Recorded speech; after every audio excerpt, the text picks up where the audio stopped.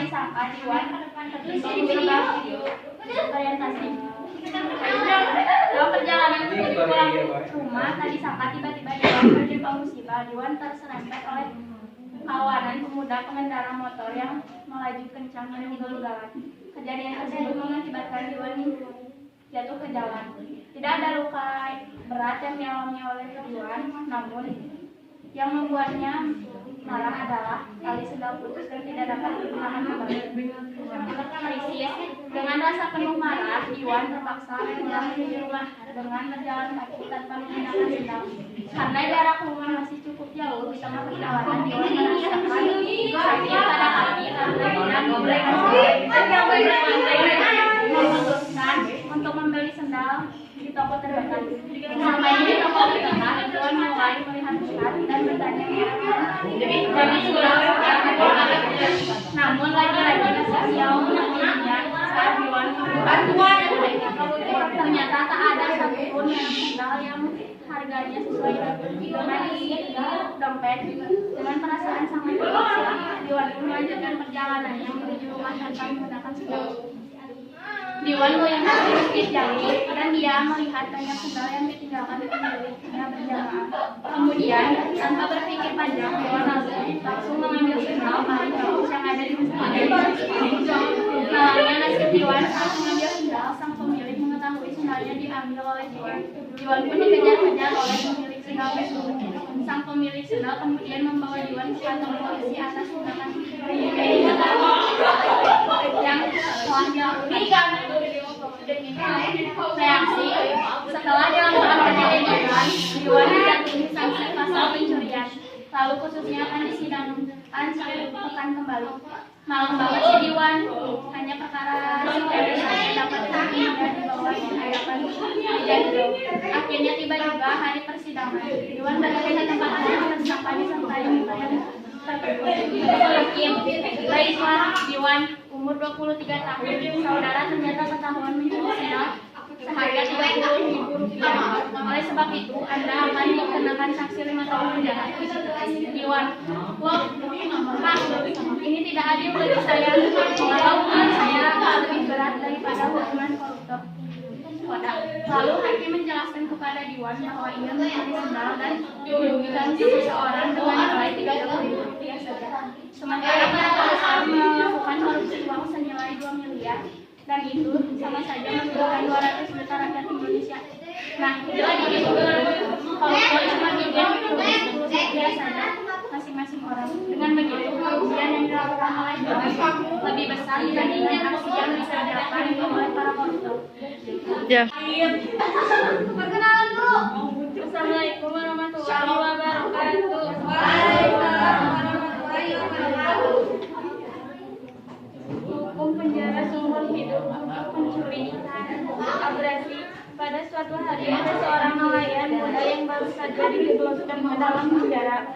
Di hari pertama ia menetap di penjara. Narapidana yang di sebelahnya menanyakan mengapa ia sampai di penjara. Orientasi napi, kamu masih muda, tapi kenapa sudah masuk penjara? Kejadian apa yang sudah kamu lakukan? Nelayan, yang saya lakukan hanya mencuri ikan. Napi, terus kamu divonis hingga berapa tahun? Krisis nelayan, saya divonis dengan hukuman seumur hidup dan masa percobaan selama 2 tahun. Si napi melongo karena merasa heran dan menanyakan lebih jauh lagi karena masalah ini tergolong sangat aneh. Napi hanya mencuri ikan, kamu dihukum seberat ini. Memang kamu mencuri ikan apa? Kau celaka atau awal? Nelayan, begini aku mencoba membom ikan di dalam waduk dengan sebuah detonator atau bom kupiah. Setelah bom saya lempar, kemudian ada 3 ekor ikan yang mengambang di permukaan air. Setelah alat yang saya gunakan sudah meledak, reaksi napi, wah cuman seperti itu, seharusnya kamu hanya dihukum beberapa hari saja, tidak sampai seumur hidup dong. Nelayan, nah yang menjadi permasalahan utamanya yaitu terdapat 2 mayat menyelam yang ikut mengapung setelah ikan yang mengapung. Napi tertawa terbahak-bahak. Ternyata tidak hanya ikan yang berhasil kamu bom, Adam yang tak berdosa saja ikut terkena bom, pantas saja kamu masuk penjara. Koda, setelah membahas singkat mengenai kasus yang dialami nelayan muda tersebut yang masuk penjara dan divonis umur hidup, mereka melanjutkan pembicaraan pembahasan yang lain. Warahmatullahi wabarakatuh. Di video kurang Judulnya cara membaca buku. Bahasanya gitu kan? Atraksinya Alkisah. Atraksinya Alkisah, seorang raja bernama Timur Leng menghadiahi Nasruddin seekor keledai. Nasruddin menerimanya dengan senang hati. Namun Timur Leng memberi syarat agar Nasruddin mengajari terlebih dahulu keledai itu agar dapat membaca. Timur Leng memberi waktu 2 minggu sejak sekarang kepada Nasruddin. Orientasinya, Nasruddin menerima syarat itu dan berlalu. Sambil menentukan keledai itu, ia memikirkan apa yang akan diperbuat jika ia dapat mengajari keledai itu untuk membaca. Tentu ia akan menerima hadiah, namun jika tidak, maka hukuman pasti akan dilimpahkan kepadanya. 2 minggu kemudian, ia kembali ke istana tanpa banyak bicara. Timur Leng menunjukkan ke sebuah buku besar agar Nasruddin segera mempraktikkan apa yang telah ia ajarkan kepada keledai. Nasruddin lalu mengiringi keledainya menghadapi ke arah buku tersebut dan membuka sampulnya. Si keledai menatap buku itu. Kemudian, sangat ajaib. Tak lama kemudian, si keledai mulai membuka-buka buku itu dengan lidahnya terus menerus, lembar demi lembar hingga halaman terakhir. Krisisnya, setelah itu si keledai menatap Nasruddin seolah berkata ia telah membaca seluruh isi bukunya. Demikianlah keledaiku sudah membaca semua lembar bukunya, kata Nasruddin. Timur Leng merasa ada yang tidak beres dan ia mulai menginterogasi. Ia kagum dan memberi hadiah kepada Nasruddin. Namun ia minta jawaban bagaimana cara mengajari keledai membaca. Nasruddin berkisah, sesampainya di rumah aku siapkan lembaran-lembaran besar mirip buku. Aku siapkan biji-biji gandum di dalamnya. Keledai itu harus belajar membalik-balik halaman untuk bisa makan biji-biji itu. Kalau tidak ditemukan biji gandumnya, ia harus membalik halaman berikutnya. Itulah yang ia lakukan terus sampai ia terlatih membalik-balik halaman buku itu. Ini salah sih. Ini nama siap. Ini apa yang ini? Kaksi atau apa? Reaksi. Ya, ini reaksi tulisannya. Ini reaksi ya, tadi kita salah guys. Maaf. Jadi kalau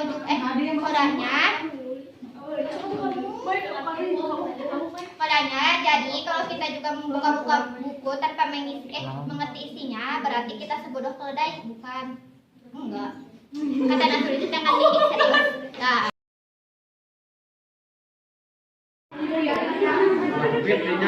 Dengan bagian mana tujuan terlihat di kamu tahu nggak yang khayal tentang aku daerah rumah di tengah pedalaman itu pada kaki.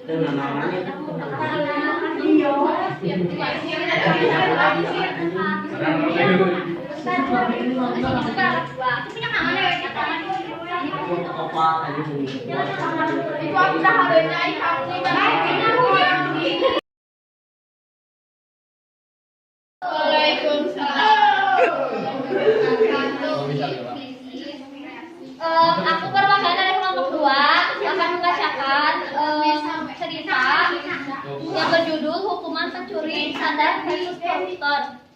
Pagi hari yang indah, Diwan lagi asik menyantap makanan kesukaannya yaitu soto di warung langganan sebelah Masjid Jami. Setelah merasa kenyang, Diwan kemudian berdiri dari duduknya. Tapi sangka, tiba-tiba Diwan terjebak. Diwan terserempet oleh kawanan pemuda pengendara motor yang melaju kencang dan ugal-ugalan. Kejadian tersebut mengakibatkan Diwan jatuh ke lantai. Ini abraksi ya teman-teman. Satu. Tidak ada luka berat yang dialami oleh Diwan, namun yang membuatnya marah adalah tali senal putus dan tidak dapat digunakan kembali. Dengan rasa penuh marah, Diwan terpaksa pulang menuju rumah dengan berjalan kaki tanpa menggunakan sandal. Karena jarak rumah masih cukup jauh, di tengah perjalanan dia merasakan sakit pada kaki karena tidak menggunakan sandal. Diwan memutuskan untuk membeli sandal di toko terdekat. Ini orientasi yang kedua, paragraf 2. Sesampainya di toko terdekat, Saya Diwan ulang mulai kemana ya, menanyakan Cie? pesannya mereka, merek dan jenis sandal serta harganya. Namun, lagi-lagi nasib sial menghampirinya saat Diwan melihat isi dompetnya. Ternyata tak ada satupun merek sandal yang harganya sesuai dengan isi dompetnya.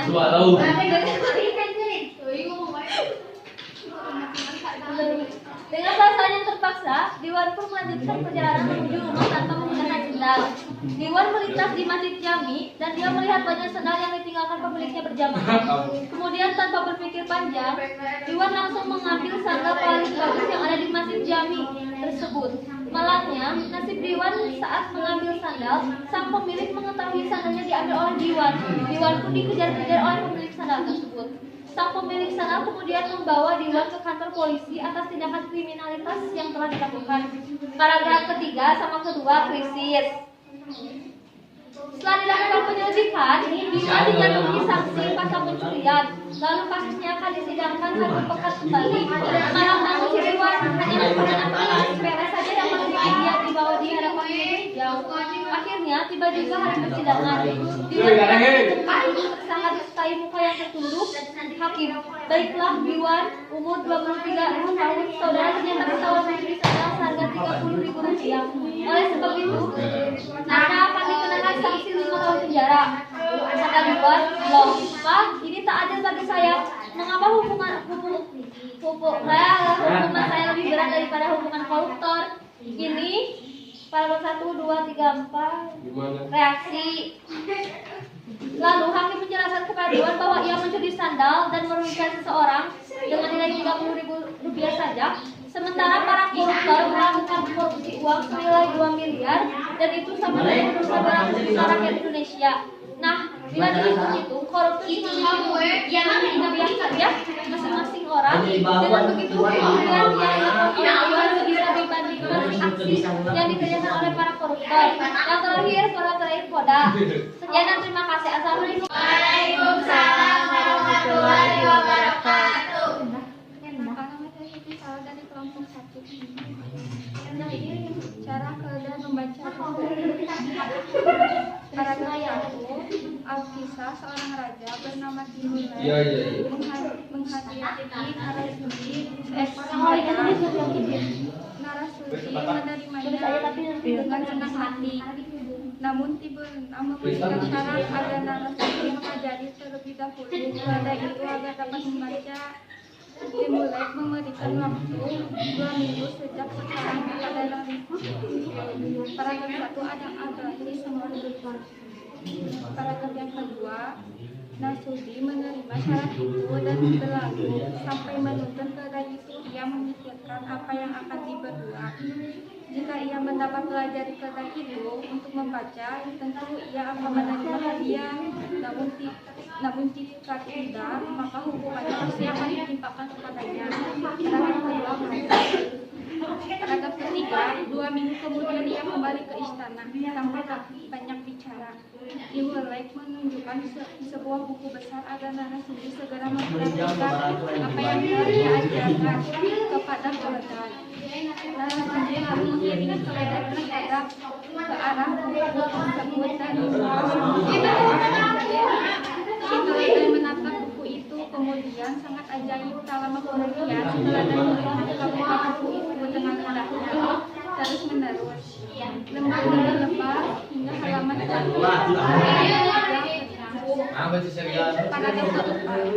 setelah itu si keledai menatap Narasudi apakah ia telah membaca seluruh isi bukunya. Demikianlah keledai itu sudah membaca sebuah lembar bukunya, kata Narasudi. Timurlek merasa ada yang tidak beres dan ia mulai mengeratasinya. Dia kagum dan memberikan hadiah kepada Narasudi, namun ia memberi jawaban bagaimana cara mengajari keledai Narasudi bersikap di sampingnya diterima persiapan lembaran besar persiapan biji gantung di dalamnya. Keledai itu harus belajar berbalik-balik halaman untuk disamakan biji-biji itu. Kalau tidak ditemukan di ganungnya, ia harus membalikan halaman berikutnya. Itulah yang ia lakukan terus sampai ia berlatih berbalik halaman buku itu. Paragraf 4 sampai paragraf 5. Namun bukanlah ia mengerti apa yang dibacanya. Tugas Timur Leste. Narasumber menjawab memang demikianlah cara kendala membacakannya berbalik balik halaman tanpa mengerti isi. Jadi kalau kita juga membuka buku tanpa mengerti isinya, berarti kita sebodoh keledai depan, kata narasumber dengan mimik serius. Kodam. Seumur hidup untuk pencurian ikan. Abraksi. Pada suatu hari ada seorang nelayan muda yang baru saja dijelaskan ke dalam penjara. Di hari pertama ia mendekam penjara, merandukan di selebahnya menyebutkan kenapa dia sampai penjara.